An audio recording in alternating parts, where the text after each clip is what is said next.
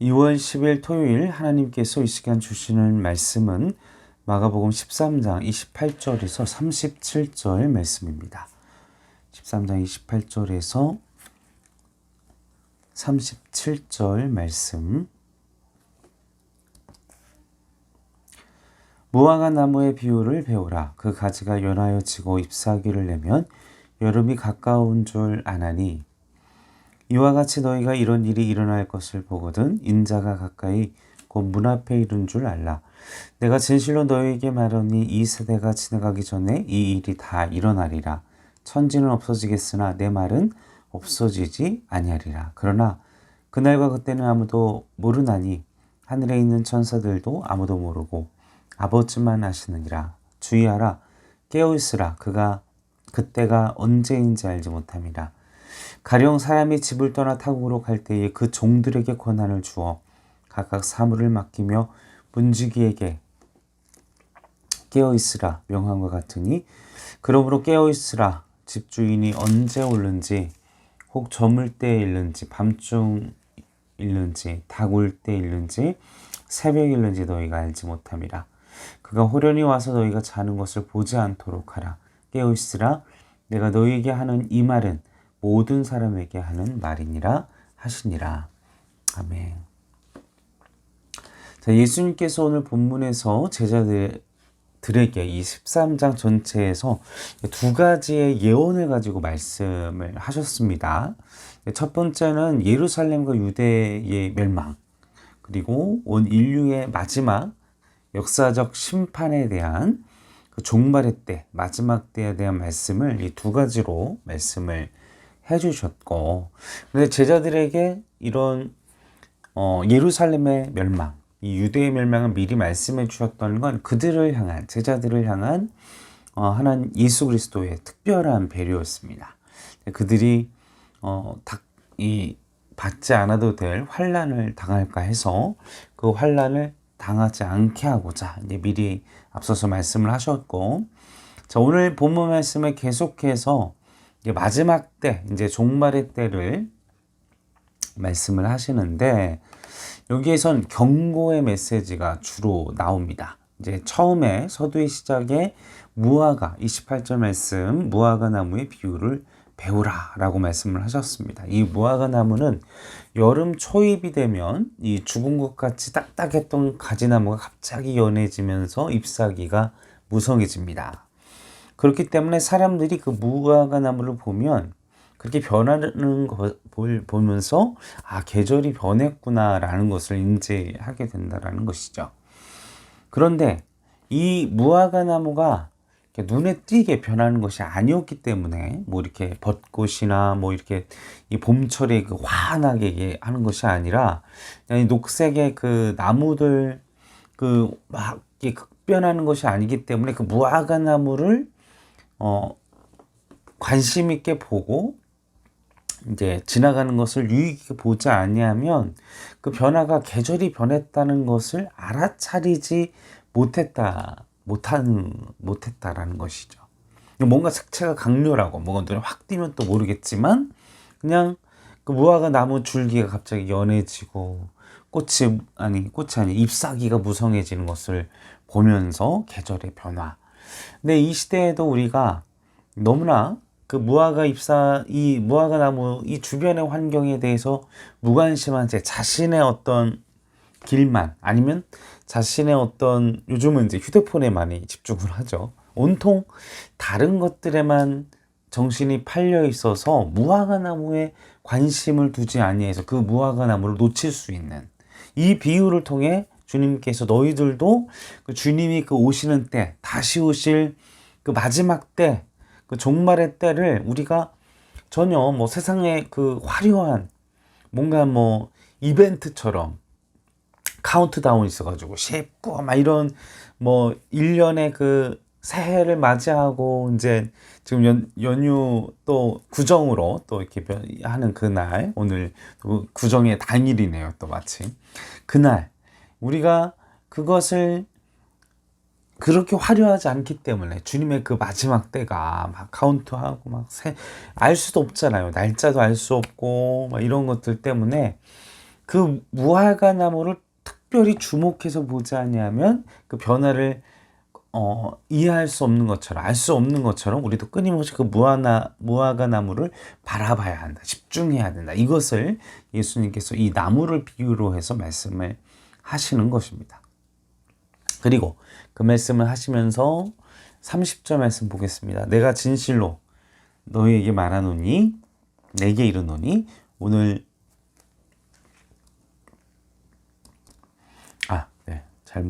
내가 진실로 너희에게 말하노니 이 세대가 끝나가기 전에는 이 세대가 지나가기 전에 이 일이 다 일어나리라.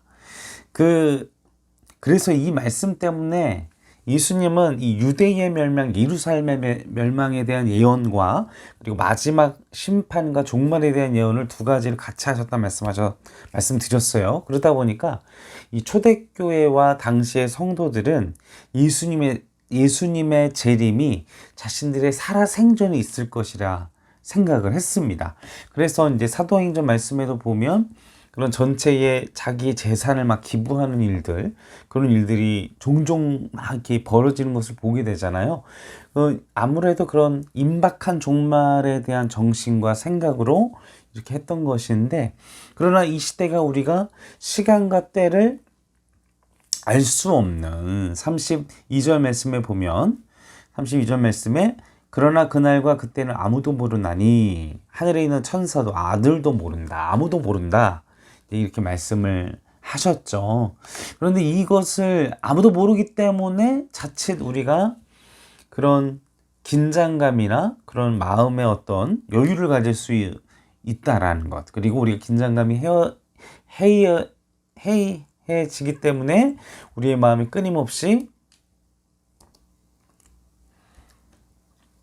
그 해이해지는 마음 때문에 자칫 우리가 그 마지막 때를 그냥 놓쳐버릴 수 있고 무화과 나무를 바라보지 못하는 것처럼. 그러나 우리의 그런 연약한 속성을 아시니까 내가 30절에 이 일이 반드시 일어나리라 이렇게 말씀을 하시죠. 그리고 31절 말씀에 보면 천지는 없어지게 내 말은 없어지지 아니한다. 자, 주님의 말씀은 우리가 알고 있습니다. 역사적으로도 예루살렘이 멸망하고 성전이 회파되고 로마 제국이 이스라엘의 끊임없는 항쟁과 그런 테러로 인해 아예 로마가 그냥 이스라엘을 그냥 완전히 붕괴시켜버리는 예루살렘 공격으로 우리 알고 있습니다. 이루어졌습니다. 그리고 31절 말씀에 주님께서 내 말은 영원히 없어지지 아니한다라고 합니다. 자, 주님의 말씀 분명히 이루어지고 그러나 세상의 모든 것들이 다 없어질지라도 주님의 말씀은 영원하다라고 우리가 이 말씀을 대할 때 우리는 다른 것에 기초를 두는 것이 아니라 사라질 세상의 것, 사라질 것들에게 우리가 기초를 두는 것이 아니라 오직 하나님의 말씀에 의지해서 우리의 삶의 기초를 두시길 바랍니다. 여러분, 우리 믿는 그리스도인들이 세상 사람들보다 평안할 수 있는 이유는 바로 그 영원하신 하나님의 말씀에 기대해서 살아갈 수 있기 때문에 평안할 수 있고 우리가 우리의 삶을 더 활기차게 소망 있게 나아갈 수 있습니다. 그런데 우리가 그 영원한 말씀 위에 우리의 믿음과 우리의 삶의 기초를 두지 않게 되면 언제든 여러분 예측 불허잖아요. 그렇죠? 그 어떤 예측을 할 수 없습니다. 시대의 흐름이. 그래서 기초 없는 건물처럼 말씀을 기초로 두지 않으면 마치 기초공사가 부실공사로 이루어진 건물처럼 그냥 순식간에 무너지거나 아니면 작은 충격에도 작은 지진에도 모래성과 같이 무너질 수 있다는 것. 우린 그 사실을 기억해야만 하는 것입니다. 자, 두 번째로 33절 34절 말씀 보겠습니다. 주의하라 깨어있으라. 자, 그리고 34절에 문지기에게 깨어있으라. 35절에 그러므로 깨어있으라. 자, 그리고 37절에 깨어있으라. 자, 주님이 우리에게 두 번째 마지막으로 주시는 말씀 무엇입니까? 깨어있으라. 무려 본문 말씀에 이것을 계속해서 약 5번 말씀하시죠. 5번 깨어있어라, 깨어있으라, 깨어있으라, 깨어있으라, 깨어있으라. 자, 근데 그 깨어있으라는 그 긴장감이 어떤 긴장감을 두고 말씀을 하십니까? 깨어있는 그 긴장감이 34절에 주인이 여행을 떠났습니다. 그래서 사모하는 그 사모를 종들에게 이 종들과 문지기로 우리를 비유하셨어요. 자, 문지기는 어떤 사람입니까? 문을 지키는 사람이에요. 그쵸? 주인이 오면 언제든 문을 열어야 되는 사람이에요. 군대를 갔다 오신 분들은 알고 있을 겁니다. 이게 저도 이제 그런 적이 있었어요. 그리고 많이 혼나고 기합도 받고 받기도 하고 잠깐 졸면요. 그 문을 열어야 될 타이밍을 놓쳐가지고 그 문을 닫으면 안 되면 지휘관이나 그런 사람들이 지나갈 때 문을 닫고 있으면은 엄청 혼나요. 엄청 혼나. 그 오픈 딱 게이트를 열어야만 되는 것입니다. 사수가 딱 확인하고 문 열어 얘기할 때 해야 되는데 그걸 제대로 된 타이밍에 하지 못하면은 박살이 나요. 죽는 거예요, 그날. 자, 종도 마찬가지죠. 주인이 언제 올지 모릅니다. 언제 올지 모르니까 이건 정말 나태하고 정말 무책임한 거죠. 그건 정말 그 사람은 끝난 겁니다. 그냥 주인이 언제 올지 모르니까 난 쉬어야지. 언제 설마가 사람 잡는 거 여러분도 인생 중에 많이 경험해 보셨지 않습니까? 깨어 있어야 됩니다. 언제나 이 종들도 자신의 주인이 언제 올지 모르기 때문에 미리미리 일을 하고 미리미리 준비를 하고 영적으로 깨어 있어야 합니다. 미리미리 모든 하나님의 사역, 미리미리 내 영적인 긴장, 영적인 근육, 영적인 그 모든 것들을 내가 준비하고 있어야 한다는 것이 주인이 언제 올지 모르니까요. 문지기는 낮이든 밤이든 그래서 말씀에도 나와 있잖아요. 14절 말씀 계속해서 말씀에 나와 있잖아요. 저물 때, 밤중일 때, 35절에 다굴 때, 새벽일 때 긴장을 놓치지 않아야 된다라는 것입니다. 우리 하나님을 예수 그리스도를 영접한 자들은 주님이 언제 오실지 알 수 없기 때문에 종들처럼 문지기처럼 우리는 왜요? 종과 문지기는 선택사항이 없어요. 깨어 있어야 되는 영적 긴장감을 얘기하시는 겁니다.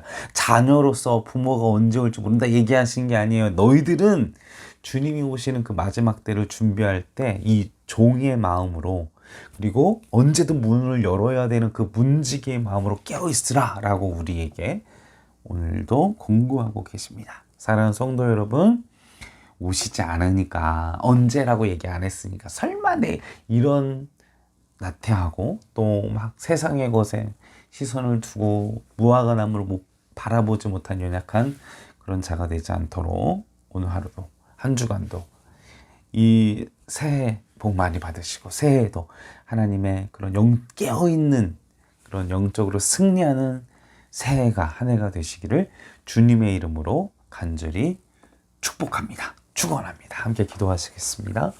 아버지 하나님, 우리가 끊임없이 무화과 나무를 볼 수 있도록 아무리 우리 눈에 띄지 않고 화려하지 않고 내 마음에 차지 않더라도 끊임없이 그 무화과 나무를 바라볼 수 있도록 그리고 끊임없이 우리의 영적인 상태를 깨어 있도록 우리가 나태하고 게으른 종이 아닌 늘 신실하고 하나님께 사랑받는 그리고 언제라도 문을 열 수 있는 문지기의 정신으로 주의 하루하루를 살아갈 수 있도록 그런 새해에도 축복의 은혜를 우리에게 허락하여 주시옵소서. 감사와 찬송과 영광 올려드리오며 울곤하신 예수님의 이름으로 기도하옵나이다.